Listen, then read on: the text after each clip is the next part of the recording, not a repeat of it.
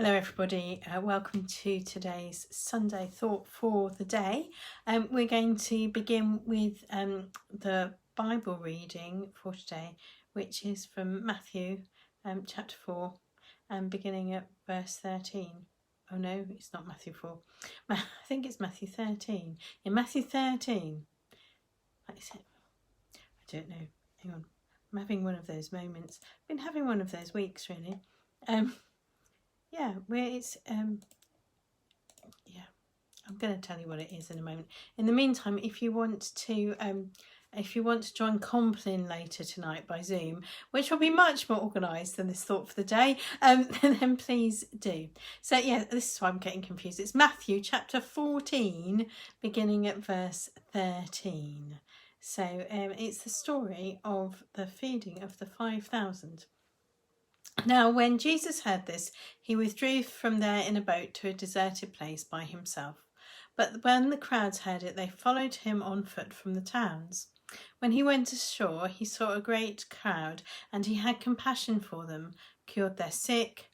When it was evening, the disciples came to him and said, "This is a deserted place, and the hour is now late. Send the crowds away so that they may go into the villages and buy food for themselves." Jesus said to them, "They need not go away. You give them something to eat." They replied, "We have nothing here but 5 loaves and 2 fish. And he said, "Bring them here to me." Then he ordered the crowds to sit down on the grass. Taking the 5 loaves and 2 fish, he looked up to heaven and blessed and broke the loaves and gave them to the disciples, and the disciples gave them to the crowds.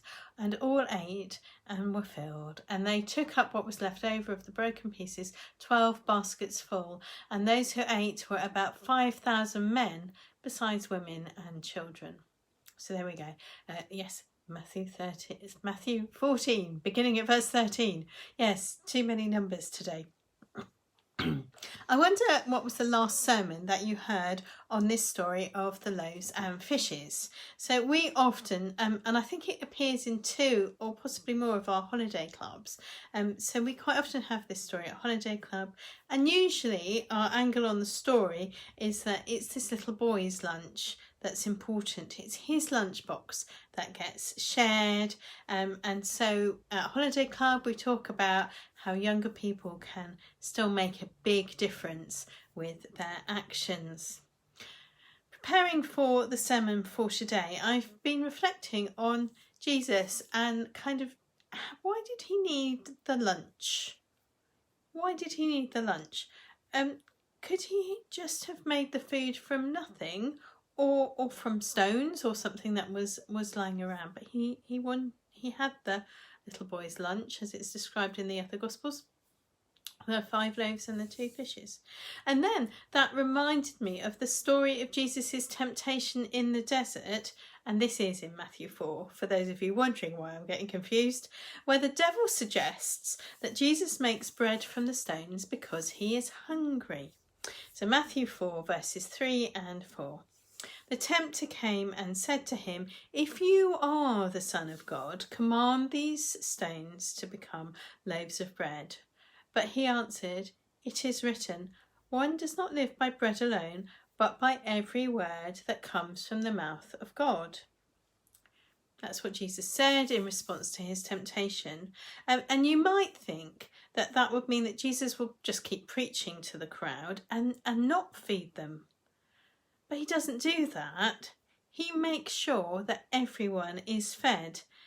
But he also does not just turn random stones into food. He takes the little boy's packed lunch of 5 loaves and 2 fishes and feeds everybody.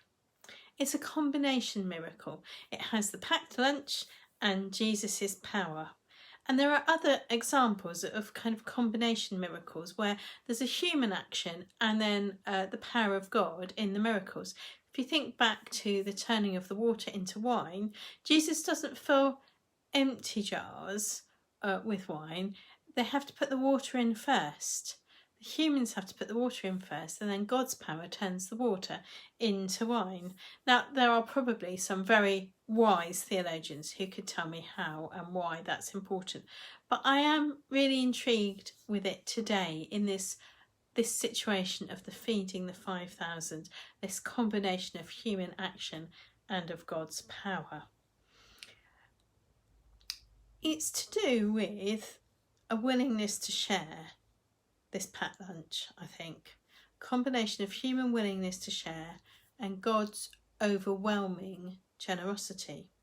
Now, parents usually teach their children to share, and there's a time-honoured tradition. If you have two siblings who need to share, one sibling will cut the sticky bun in half, and then the other sibling gets to choose first. So that should provide a good equality and equanimity of sharing. And we all know people who maybe weren't taught that by their parents, people locally or maybe even on a world stage, where we think, I wonder if you had a sense of equality and sense of fair play taught to you as a child. But there is that kind of sense of wanting to share and being part of it. I've also been thinking about the NHS this week, and I looked it up, and the Act of Parliament to form the NHS was actually passed in 1946. And it was born from the profound change in society which had been wrought by 2 world wars in 30 years. If you think about the period between 1914 and 1945, then there was just most enormous change which happened for people, and it was a time for which there was so much turmoil, confusion, pain, suffering, grief, and this kind of complete change in societal structure. As a result of this, people decided that they would share. They would share in a way which was revolutionary and altruistic. Many, many people can give testament to the good that has been brought about by the sharing in this way. At the moment, the world is in another state of flux. Some of you know I was at a meeting in January where one of the speakers had this little line, 31st of January, change will never be slower than it is today. Change will never be slower than it is today. And all the people there went, oh, that's quite a good thing to say. But nobody at that point on the 31st of January really understood what that would mean and how we look back on that in August. We're in a state of flux. Some of the changes which are happening in the world are a surprise to us, a bit like coronavirus, although people have been telling us that there could be a pandemic for years. And then there are things that are a bit more not necessarily predictable, but we know are going to cause a change, like climate change is going to cause a change. And population is an interesting one. I've been reading this week about the latest research that actually suggests that during the next century, the world population of humans may well go down instead of up, which I think is very strange. All my life, 50 this year, all my life I've been told, human population will always continue to grow in the world. Well, maybe that isn't the case, and we don't even begin to understand what that's actually going to look like, if that's going to be. We kind of got used to there being a profound year-on-year change, but at the moment we're sufficiently unsettled that we see profound change month by month and even day by day. I mean, I'm so struggling to try and get stuff sensibly into parish magazines at the moment, because how can I know what the world is going to be like in 6 weeks' time or 7 weeks' time when the deadline is? Difficult to know. We are in this real strait of turmoil. The generation after the war who wanted to share saw their generosity in the NHS blessed with growth, with encouragement.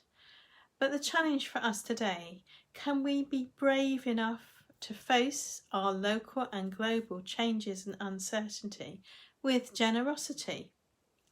When the little boy shared his lunch, the 5 loaves and 2 fishes, he didn't know what was going to happen.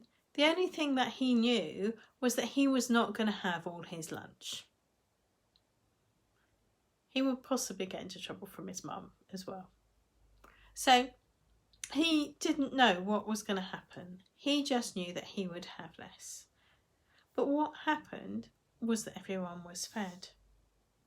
We don't know what's going to happen. We barely know what's happening from day to day at the moment. But the challenge is, can we be brave enough to share? Can we be brave enough to follow the example of the little boy and to share what we have so that God could bless it with his generosity? Can we try to influence society to share and pray that God's generosity will act and he will disproportionately bless our sharing, which is what happened to the little boy and his 5 loaves and 2 fishes.